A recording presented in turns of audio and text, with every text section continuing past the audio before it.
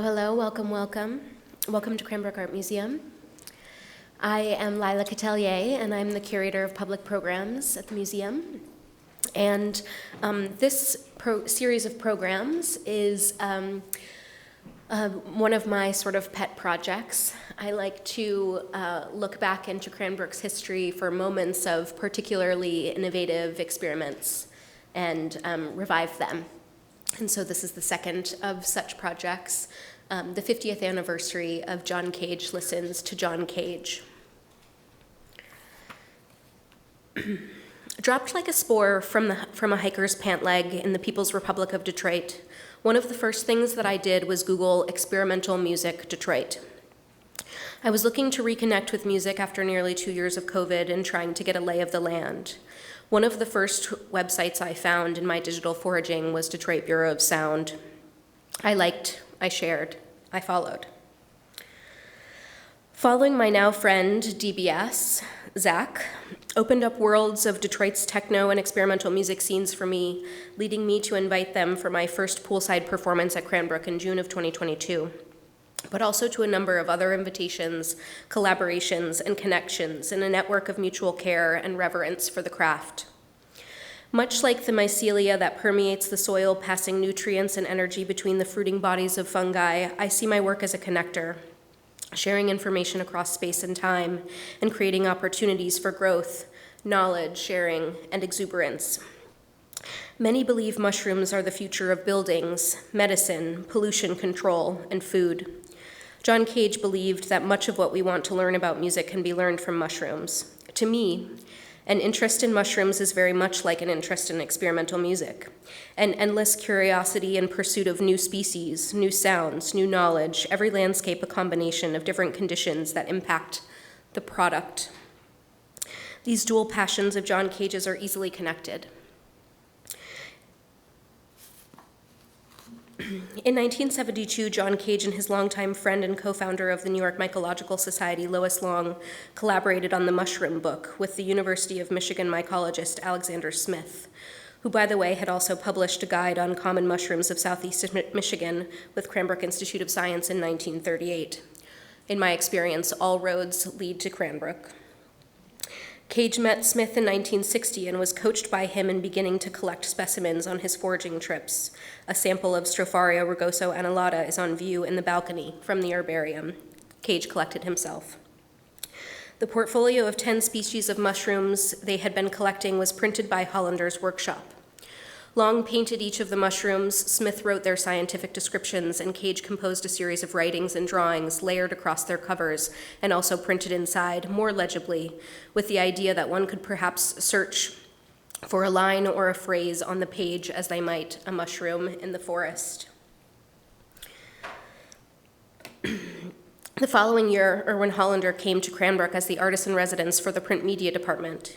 Here he met Stephen Tennent, a 17-year-old Zen Buddhist conductor and student at nearby Seaholm High School. They discussed Cage, and Hollander invited Tennent to give a concert that he had been working on at Cranbrook when Cage would be here for the exhibition Music, Mushrooms, Manuscripts at the museum the next spring.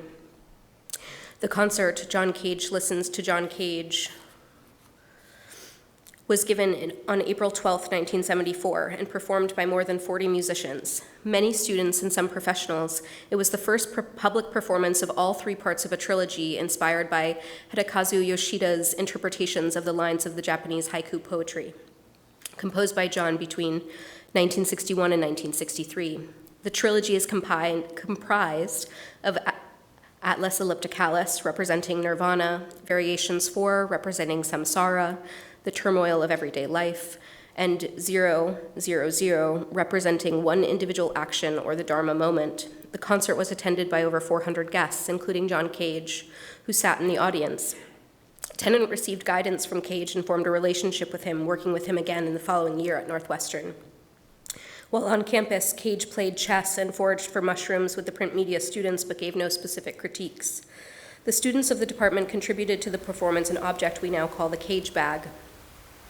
Silk-screened with an image of Cage's face, the bag was intended to be worn as a mask by all in attendance, creating a sea of John Cages staring back at the stage. Unfortunately, the bag was much too tight to be worn comfortably or safely for the average adult's head.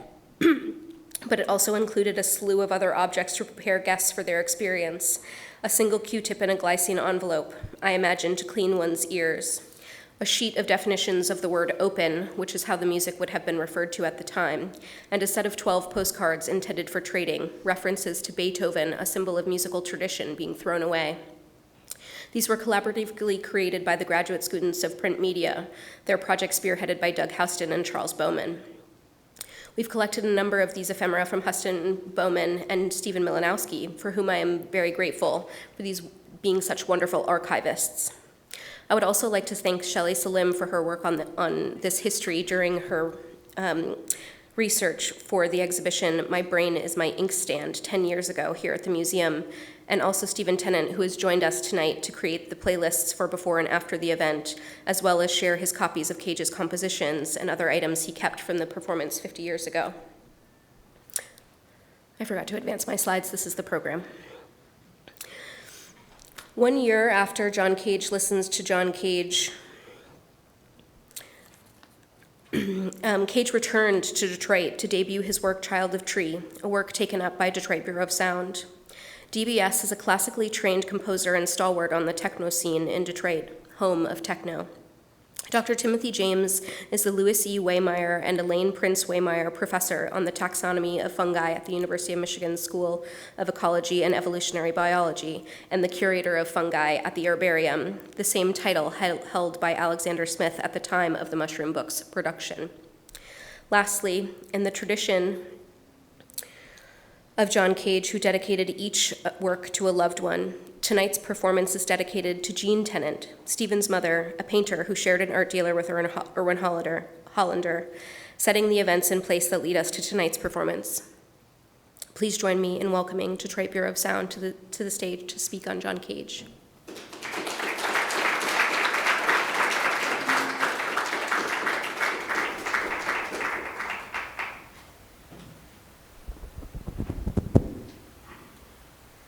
Thank you all for coming, and thanks Lila for having us. Unorthodox kind of performance we have for you today. Rather than giving like a formal introduction, I'm going to do what John Cage did to explain things to people using the I Ching. Just to save a second, who knows about the I Ching here? Put your hands up. And I imagine, keep your hand up if you know about it through John Cage. So a bunch of you know about the I Ching, but otherwise than through John Cage. Interesting. So what I'll do is explain my thoughts on 10 things using the I Ching to decide how long I'll talk about each of those things.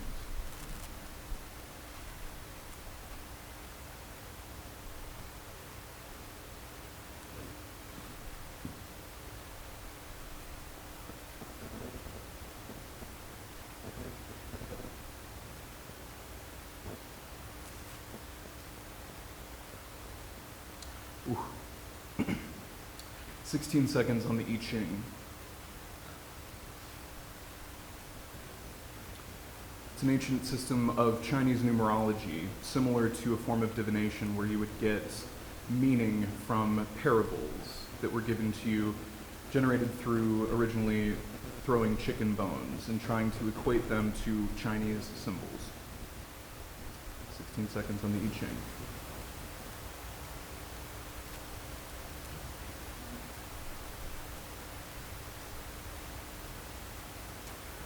"29 seconds on Zen Buddhism.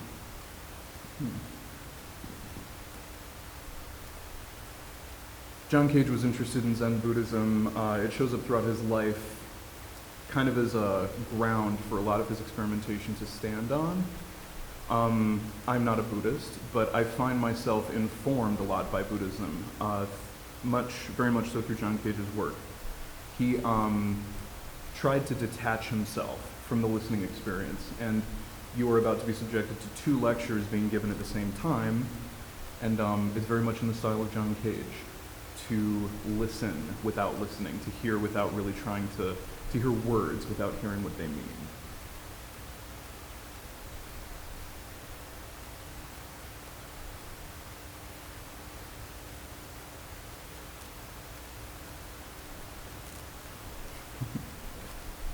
7 seconds on Cranbrook.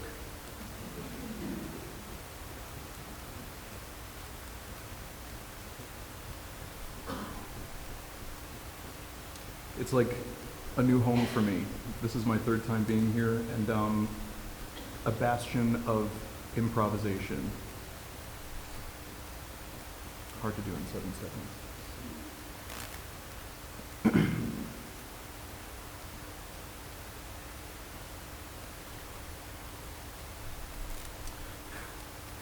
55 seconds on the stoned ape theory. I found out about the stoned ape theory by watching Joe Rogan's podcast. There's this famous mycologist named Paul Stamets. I remember he was doing this 3-hour podcast with an actual large mushroom being worn as a hat. He talks on the podcast about the stoned ape theory, which is an idea that comes about from Terence McKenna. I think he came up with the idea in the 70s, but those of us who are familiar with psilocybin mushrooms, he came up with this theory that about 100,000 years ago, over the course of human evolution, we parted ways from the Neanderthal Homo sapien branch of the primate tree, or whatever we are. And the reason we diverted was because of the neurogenesis that happens in the brain when we, as human beings, then Neanderthals, consume psilocybin mushrooms. Long live Terence McKenna.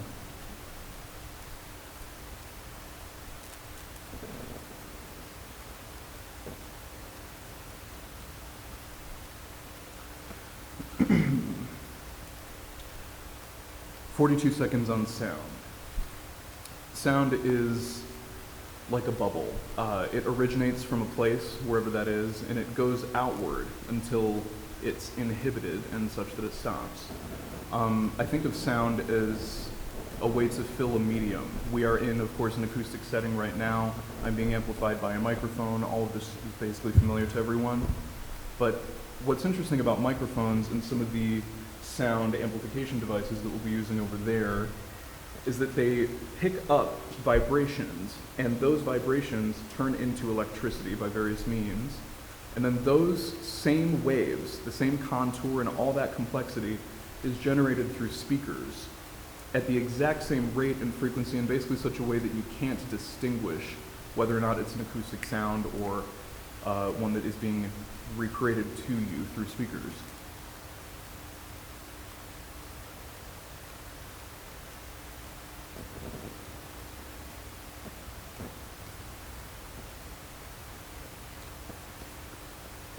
"33 seconds on government.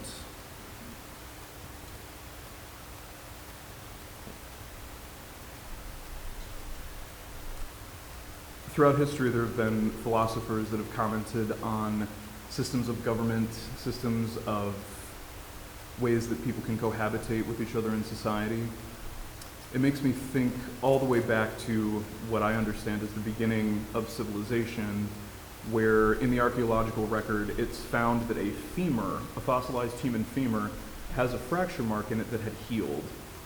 And it's so fascinating to me to think about government because that was really where society or civilization began. If you had a broken femur for whatever reason, you died. You got eaten or otherwise. And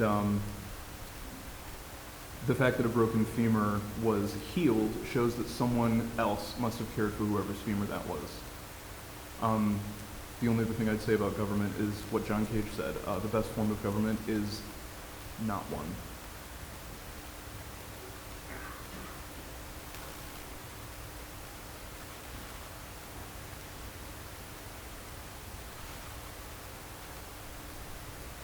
"64 seconds on punk.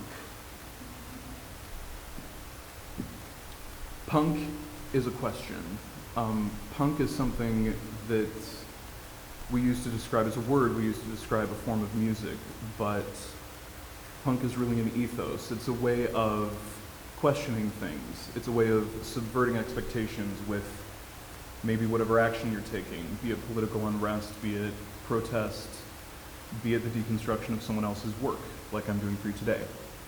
Punk is merely a question. Punk is not a statement that the music makes for itself, but it's a statement carried by the music, put there by people who made it. Punk is an opinion.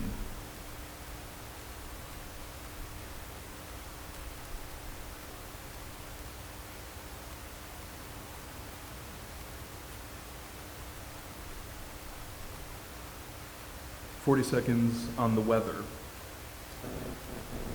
We're lucky to live in a nice climate such as this one. It's coming to be autumn now, and that's of course mushroom time, which is why we're all here today. It shouldn't go without saying the hurricane that just hit the south of our country and playing off the government points, perhaps all those people have for themselves now is each other. Makes me think of the stories we're hearing now about police and security guarding grocery stores with rotting goods inside of them, while people whose houses have been flooded are kind of left to the wind. They're there to help each other. And yeah, the weather is a powerful thing. I'll talk a little bit in my lecture, which I've written out, about John Cage's piece from 1975, almost 50 years ago at this point as well, where he did an unstaged radio broadcast with the Canadian Broadcast Company. I'll tell you about that later.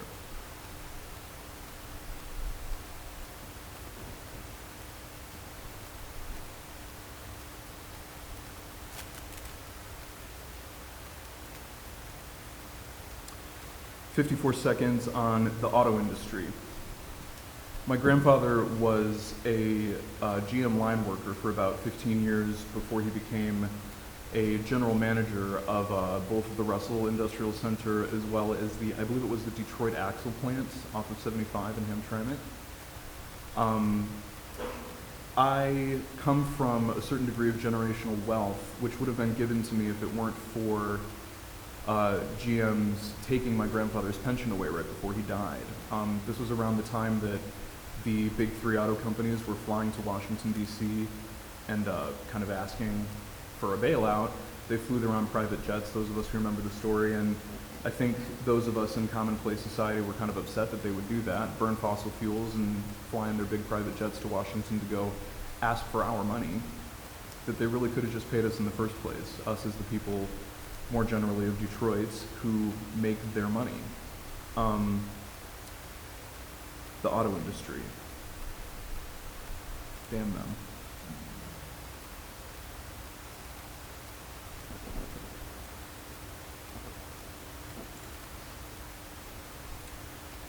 "36 seconds on brutalism. I've always been attracted to brutalist architecture. This topic was given to me by the I Ching out of 33 different things that I came up with to talk about. I'm speaking to you now about the 10th out of 10 things that I selected with the numerical divination system. Brutalism, think tall monolithic structures, think long flat surfaces. This is also something that you could say brutalism is kind of a response to the Beaux-Arts period, early before the Art Deco period. You can drive down the streets of Detroit and see a lot of like white facade buildings, these kind of clean surfaces. And then with all the money that America was making in the 1920s, not unsimilar to how it is today, the Art Deco period comes about and it's this opulent, highly decorative, ornamented type of architecture, where brutalism was a response back to that, to remove all the ornamentation and just to create these kind of infinite expansive surfaces.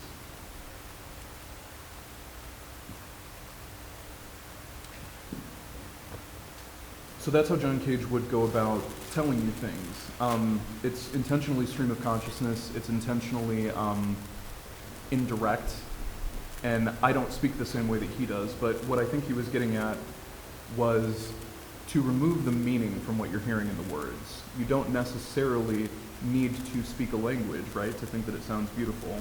I don't speak much Spanish, but I think it's a wonderful sounding language. The way it comes off the mouth and the way that the intonation surrounds itself in the form of a sentence. Always really fascinating to me. I personally have a lot of critiques about the English language being a failure, and that's why I turn to music, especially weird things like you'll see in just a moment, because it helps us communicate things outside of conventional understanding, I guess I would say. The more experimental the music, the more important the idea is a belief that I have. So what will happen next is Dr. Timothy James from University of Michigan will come up and talk to you about some of the lab equipment and experimentation that's being done. I will interrupt or join him, depending on how you look at it, and we will at that point begin a dual lecture performance in the style of John Cage. In my portion of the lecture, I'll talk about a lot of things. I'll talk about my responses to John Cage, things that I think he was doing that were important in 1974 and 75, 50 years ago, before he was here at Cranbrook. And you're invited to receive none of that information. If I could pick for you, I would prefer that you didn't listen to the words in English and you heard them as pure sounds. And without further ado, let's bring up Dr. Timothy James.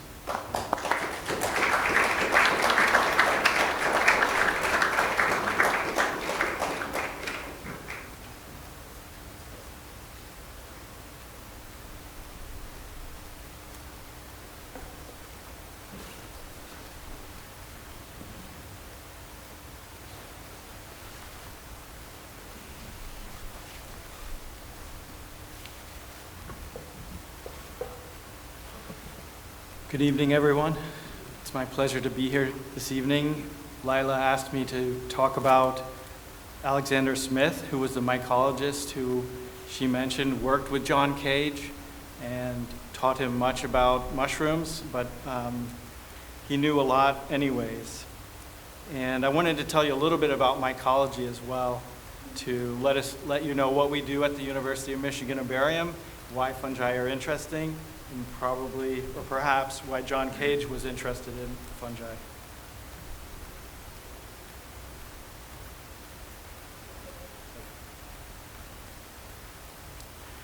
The folks behind me on this slide are the curators, the previous curators of mycology at the university's herbarium. Now, it is the largest university collection in North America of fungi. And the fact that there are so many faces there on this slide really says just how important mycology was for our university. So I'm very privileged because the Waymeyer family actually left money that endowed a position in mycology. And without that, perhaps I wouldn't be here today. One of the things you can see in the graph that's below those pictures is the accumulation of specimens over the time up until about 2000. And you can see a big peak there around in about the 50s and 60s. And perhaps coincidentally, that's the time when John Cage and Alexander Smith were collaborating. And that was pretty much a golden era for mycology in Michigan. And a lot of it is due to what Alexander Smith did and how prolific he was. Just to show you what the herbarium looks like, our function is to store specimens, to preserve them, to facilitate their use, and to use them for education and research. And there are cases and cases of these specimens, and you would find them inside these cabinets in little boxes that look something like this.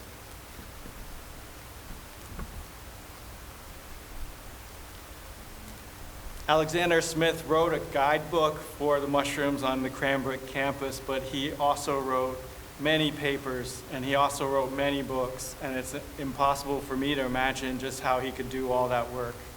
But nonetheless, here are some pictures from his early days, and then one of him sort of on a field trip. And all those books shown there are works that he did where he specifically looked at a particular group of fungi. We have the boletes, we have Satharellas, we have all different kinds of groups of mushrooms that he studied them, and he described new species. One of the things he did that has pretty fantastic even to this day is this book called Mushrooms in Their Natural Habitats. And this was before any field guides were available in color. But this was published in 1950. This was published with a ViewMaster. And the ViewMaster allowed you to visualize the fungi in 3D and in color. And so it was really a fun thing that he did, and it's still very fun to look at it today. So just, if you've ever played with these before, they have these wheels that you can put in them, and then it creates this 3D view of the mushroom. Really? Apparently. So yay, Cranbrook. So the connection between Alexander and Smith and John Cage, of course, it ties to this mushroom book. And I dug into some of the archives that we have at the university to see what kind of information they had. And this particular letter was very interesting because it's written by John Cage to Alexander Smith before he was to go and do a performance and I think maybe some lectures on music in Canada, in Saskatchewan, in a place near Lake Emma. And he talks about maybe sending specimens for him to use. And he did send those specimens. But in that same trip, he did also have an experience where he got lost and had to be rescued. So John Cage was lost in the woods in the evening of August 23rd, 1965. And the American composer was in Emma Lake, Saskatchewan, to give a lecture at an artist workshop. Although he'd briefly strayed off course on a mushroom hunting expedition a week earlier, he hadn't learned his lesson. Found a large stand of Hydnum repandum. You could eat that. When others left for a nearby lake, refused to leave, he wrote in his journal that night, arranged to meet on road at 4 o'clock, 3:30 started back, 4 o'clock hurried, 6:30 lost. Yelling, startled moose. 8 o'clock darkness, soaked sneakers, settled for the night on squirrel's midden. Family of birds, wind in the trees, tree against tree, woodpecker. Alone in the muskeg, Cage noticed every movement, every sound. The next day after a dramatic rescue, even the Royal Canadian Mounted Police got involved. Cage listened to a piece by a student at the workshop and had an epiphany. Hearing several recordings of his music was struck by difference between sections, no transition. Cage journal reads, suggested carrying this to extreme. Sadie must learn newspaper, not bothering Miss Cadences. So he did manage to nonetheless collect mushrooms on this trip, and we do have them in the herbarium, so he was true to his word. I'm showing there these Lexinum mushrooms that he sent to Alex Smith and are in our herbarium. And this is just a picture of a Lexinum mushroom that you could, this is from Lake Emma, near Lake Emma. You can see that on iNaturalist. Lexinum is a mushroom that on the underneath of the cap has a myriad of pores, really tiny pores, and those pores are where the spores are produced. And John took a spore print, which you can see at the bottom right, and I'm not sure if that's Cage's handwriting. It is, okay. And he wrote some notes about that mushroom. So we have that mushroom here today, and we will look at it under the microscope. I wanted to talk about mushrooms in general. I think one of the things to point out is that when you see a mushroom, you're really just seeing the tip of an iceberg, really, because most of the mushroom lies inside the food, inside the substrate, and that could be a log, or it could be something in the soil that it's eating. So much like akin to an apple on a tree, the mushroom is to the mycelium that grows in the ground. And one thing that's notable in this life cycle is that in order that a mushroom produce, or in order that this fungus produce a mushroom, it needs to undergo mating. So there are two different mycelia that are genetically different that come together, fuse, and they mate. So that part is required for the life cycle to be completed. And just mushrooms in general, because of the way they grow as these millions and billions of filaments that you find out in nature, sort of question our understanding of what an individual is. They question our understanding of how mating occurs and sexuality and what that means. And just here's an example of two mycelia that are taken from different places in nature and brought together in the lab. And you can see when they encounter each other on a petri dish, they notice that they're not the same, or they make a line. But is that a clear line? Does that line divide one from the other, or do they merge? And our lab has shown, using genetics, that in the case of this particular species, which is Phanerochedium chrysosporium, that they are actually still engaging in exchange of genetic material. So those two individuals are nonetheless not completely distinct, and they exchange genes. Another thing that I wanted to point out was this part about how mushroom mating systems are not typical. And on the left is what you might get if you took a sample of individuals of an animal or a yeast. And I'm thinking about a yeast population where we have two mating types, A and alpha. And those A's can mate with alphas and produce zygotes, and the alphas can mate with the A's. They fuse, but the alphas can't mate with the alphas, and the A's can't mate with the A's.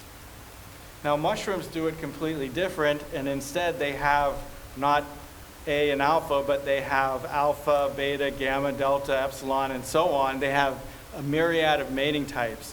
What that means in the end is that because different mating types are able to mate, that mushrooms have a very promiscuous, if you might, mating system, and all individuals, or almost all individuals, are capable with mating with almost all other individuals.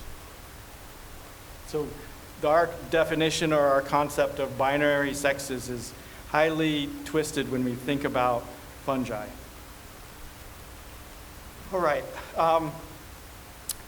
What can we do with all those specimens? There's 280,000 specimens in those cases.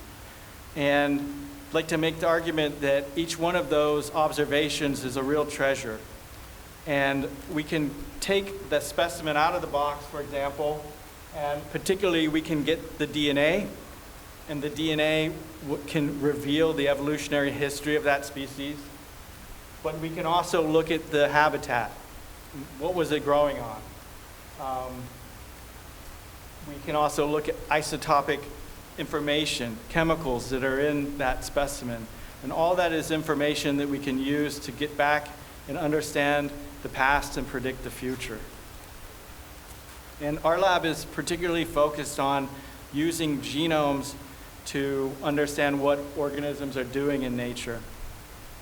And I wanted to make one point, is that when all those specimens were collected, we really didn't have an understanding of sort of the, even the central dogma of genetics, which is that the DNA gives rise to the proteins, or through the RNA, and then determines the phenotype. But now, for every specimen we have, we can go in and sequence the genome of that specimen, and that information then tells us, it gives us the entire blueprint to understand how that organism takes that information and converts that into a cell, okay? And in the case of, for example, John Cage's mushroom, this Lexinum that he collected in Lake Emma, it can tell us something about why that mushroom is there, what its ancestors were doing, and what that thing can do in the environment. Much in the same way as you can go and use a company like 23andMe, get a sequence of your own genome, and you can understand something about your evolutionary history and how you got to be where you got to be. So with that, I'm going to explore some fungi here and walk you through some of the apparatus. The actual process is going to be to look for particular structures and to isolate those structures into pure culture using some basic equipment that we have here.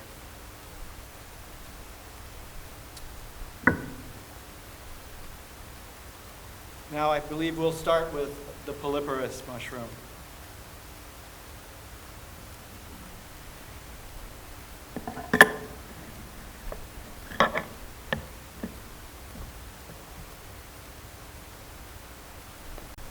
This is a standard upright microscope. We can use 100x magnification, we can use 400x magnification, and we can even use 1000x magnification if we want. What we're going to see is the hymeneum layer of this polyporous. Polyporous might grow on wood, and it would probably have a white rot decay system.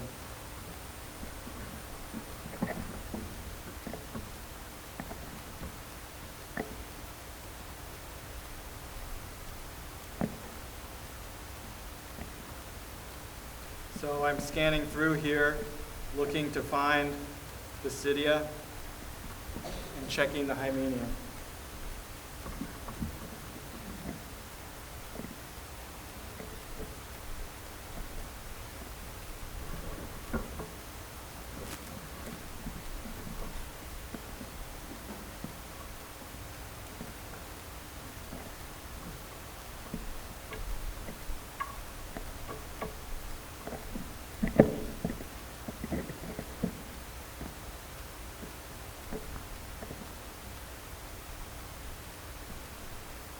This is a cross-section through the pores, and so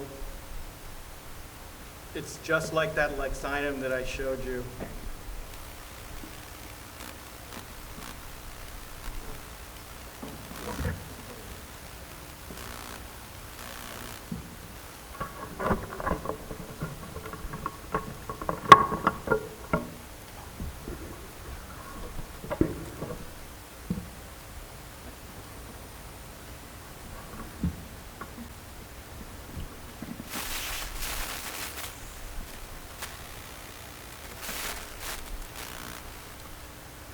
I am speaking to you now in my own words.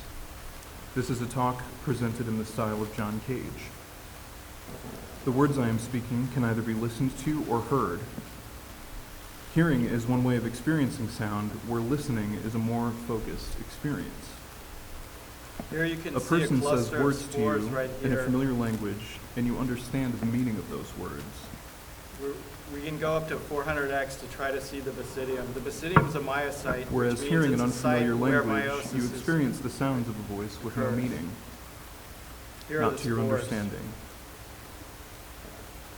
These words that you are hearing now can The red exist here in some are strange place mycelium between hearing and and understanding.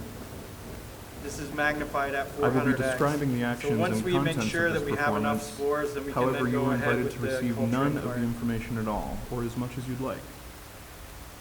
You are also hearing another talk. It is being given simultaneously for your convenience. These are hyphae that are projecting into the pore space.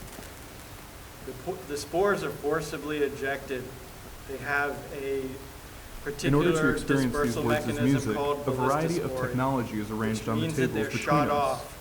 They're There shot are off a few about kinds of amplification devices 50 microns, connected which to will the lab make them equipment that Tim leave is the talking to side you about now. of the pore and get to around the middle. And once they get to the middle, that will Along allow with them these to drop devices are down some more using familiar gravity. musical variety.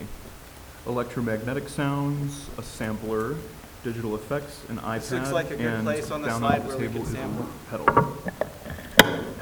The way these sounds are organized is by numerical divination via the I Ching. So we're going to I use use John Cage's these methods culture to tubes, predetermine these and sounds we're going to such get that them they onto happen with this as little rotating of my wheel own by the end of the influence as night. possible. And so first thing we'll do is we'll try to retrieve the spores from the slide. There are 4 contact microphones used to amplify the mechanisms on the table beside me. Contact microphones, or piezo mics, are made of piezoelectric piezoelectric transducers, which are in layman's terms little crystal discs which conduct electricity. In this application, Using malt extract their broth, electricity is which used to basically what you would translate a use to sound make wave beer. through a speaker system.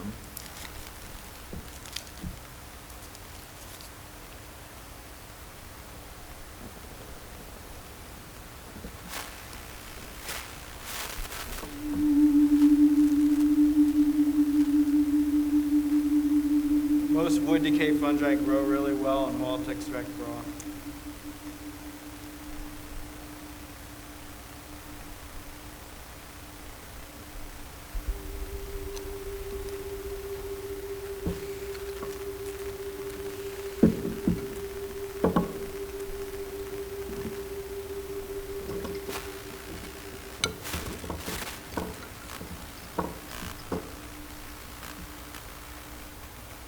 There are electromagnetic transducers fixed to other things here, including this iPad.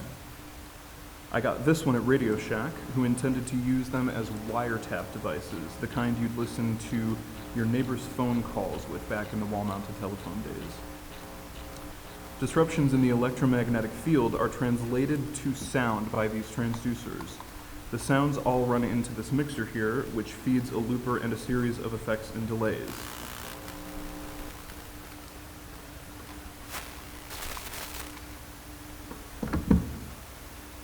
This is a standard lab vortex. We're going to use that to mix the spores into the medium.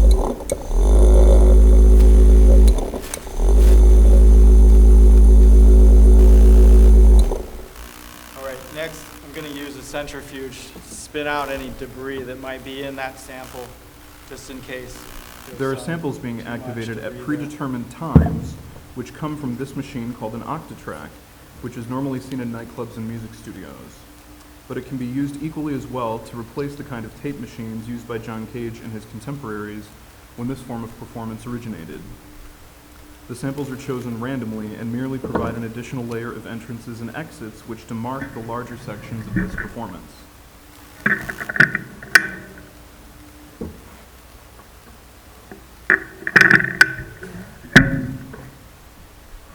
Okay, this is an international chemical centrifuge. About 2,000 RPM. Basically to spin the sample around and pellet out anything that's in it. In this case, we have particular debris that's from the samples, and if we spin it low enough, the spores won't settle. There's a microscope being amplified in this lens, I'll be looking at as well as the next sample. surface. When interacting with these objects, as one naturally does, there are incidental Our vibrations. next sample is a gastromycete called lycoperdon. You know it as a puffball. Motion is created by the interacting body and disrupts the objects with a pressurized weight. This phenomenon is not so Here we different can from see the sounds in gleba. a general sense. Gleba A is balanced full of medium spores. is disrupted by pressurized Between weight. there's capillation. The medium Capillation is what keeps the spores from collapsing on itself. Our own eardrums are Unlike other inhibited to mushroom sound and spores, sensitive to these are transmitting spherical. electrical waves. Gastromycete spores are spherical because they don't have to be dispersed by ballistospore. They show statismospore. You can see that these spores are ornamented. This is at 400x.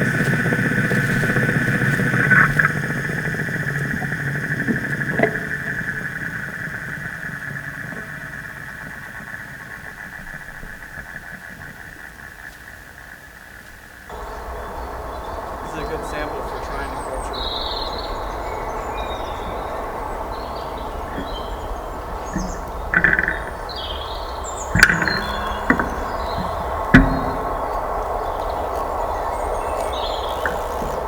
As a pressure wave emits from its source and carries onward through the medium, being limited gradually until the medium returns to Right equilibrium. now I'm going to use this The machines are the rotating medium. wheel, and the only point for this If you will, in rotating this wheel case, the piezo mics aerate the attached to each sample, of these so it basically machines tumbles translate the sample. sounds as Tim and the Braxton found. The nature of the actions has everything to do with the sound's amplitude. That's just going at just The force of the action is inherently and several dozen proportionally RPM. related to the way And it that's going to results allow in waves oxygen disrupt to the get medium. into the sample to The allow it to vessel be determines cultured. how the waves will play out. More or less all fungi require oxygen, although there are some like yeast which can grow without oxygen. They need that The oxygen beautiful to thing about the consume food their here is that we food, which instinctively is know mostly in everything this about case our culture. sugars. We Sugars couldn't and figure out every carbohydrates. sound we've ever heard, but if you So heard now it we're ready again, to culture you this would know that lycoperdon. you heard it first.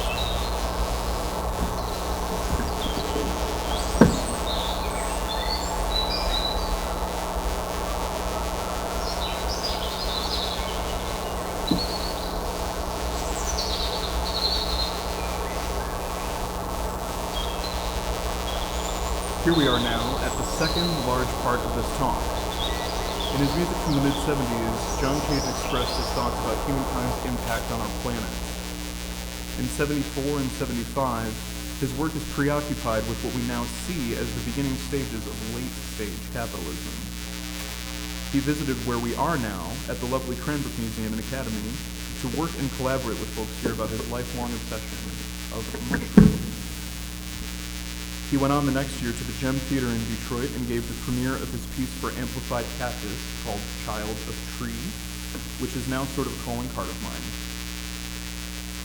In Toronto the following year, to celebrate the United States of America's bicentennial, he staged a piece called Lecture on the Weather, which was a sort of semi-coordinated radio broadcast performed by 12 American expatriates to Canada, preferably male, lecturing on cagified Henry David Thoreau amid weather sounds and audiovisual recordings of thunder and lightning. Cage's use of Thoreau's texts was rooted in his adoration of nature and desire for an Okay, now we have the distinctly American lycoperdon and form the of broth. modernity. Again, we just have to mix it really quickly. Cage and Thoreau's shared discontent with the American government is quite clear throughout their work. Alright, so we'll get this in the centrifuge and then start the next thing. What I wanted to go across or go through in this particular performance is the different types of hymenium of the mushrooms. So the first one we looked at was a polypore, the poroid form. The second one is the gastromycete form. In our next form, we're going to look at the gill form. So now we'll switch over to that. This is Caprinus. It's been moved into the Coprinopsis. Probably this is Synergius, which can be grown in the lab. Well, I'm looking at a cross-section through the cap. These are the lamellae. And on the side of the lamellae are the basidia. Basidia again are the myocytes. We'll see developing ones here. These are really more special.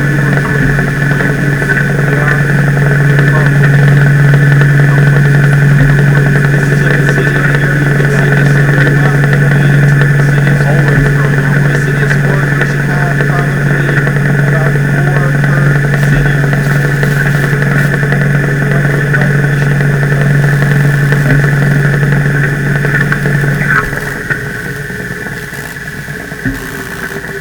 Once that's done spinning, we can put that on the rotating wheel. I think of Cage's work like good soil, which happens to be interchangeable. Fertile ground for good ideas which can grow, but where the nutrients can be swapped out. John's first approach was through percussion instruments and prepared pianos, as many may know. Then he moved into You can see cystidia on the end of the unlike the gill. one which is happening now. Sterile structure. Then he moved into Basically speeches sterile and hydrogen. different forms of chaotic A chant, nice basidium not here. unlike the ones You can which see are right happening here, now. And then couple outward into art stigma. forms outside of sound, little horns that which come are along almost with the certainly basidium. happening now somewhere.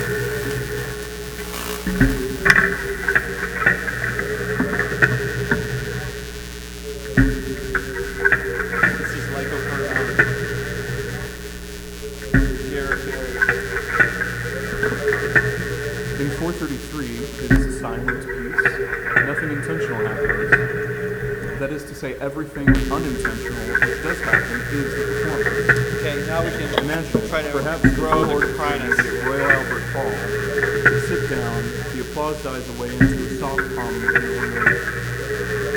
Prynus is an agaric, which means it has gills instead of pores. An all-too-pregnant pause settles over the room. It kind of plays with your expectations in such an interesting way.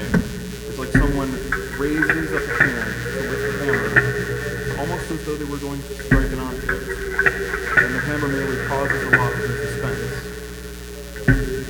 You sit in the seeming silence of the room, and as you begin to feel the nirvana of the common experience, some old lady decides now is the moment to unwrap her cough drop.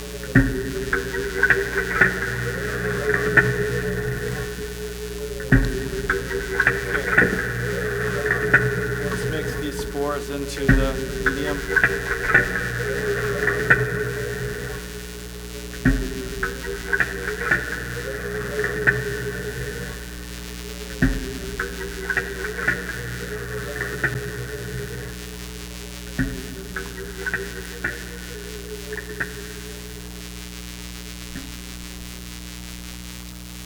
Here we are now in the third large part of this talk. Ready. There's a certain air of detachment to performances like this one. I'm describing a performance which is merely a description accompanied by Let's mix the another sample again. using machines which happen to be highly amplified. This narrative is a component of its own narrative. Perhaps by now some of you are quite perplexed or even have checked out completely. That's to be expected and that's okay. The intent of this sort of music is not to lull you to sleep. But as John might say, if anyone can sleep, let them go to sleep. We're going to look at a yeast fungus now and At its highest, go through this the sort of music structures of that yeast as well as culturing it. This yeast is Schizosaccharomyces octosporus in the phylum Ascomycota, subphylum Tephrinomycotina. This is a fungus you might find in palm wine. It could be colonizing other types of fruit juices. And it has a pretty interesting myocyte which has 8 spores. So we're going to make a slide of that and we're going to stain it in meltzers. Meltzers are a particular reagent which will have an amyloid reaction. Perhaps some of you are sitting Turn the relaxed and ascospores enjoying. blue. The That's sounds a of these words diagnostic you're hearing now may characteristic. already have become music. I Ching has organized my words in a certain historical philosopher's way, which I'll read to you now as supporting text for this phenomenon. The composite sound of this performance is being continually structured both by the I Ching and by my own capacity as a performer to deliver this talk at the same time as mixing and managing all the sounds You're before just me. taking a small amount of the cells and spread them out These in this excerpts drop of which meltzers. follow include pauses administered by the numerical divination as well. Okay, let's do a cover slip. In the ninth section of On the Firmness of the Wise Person, Seneca writes, "He, therefore, endures everything in the same We're looking spirit for with which acai. he endures."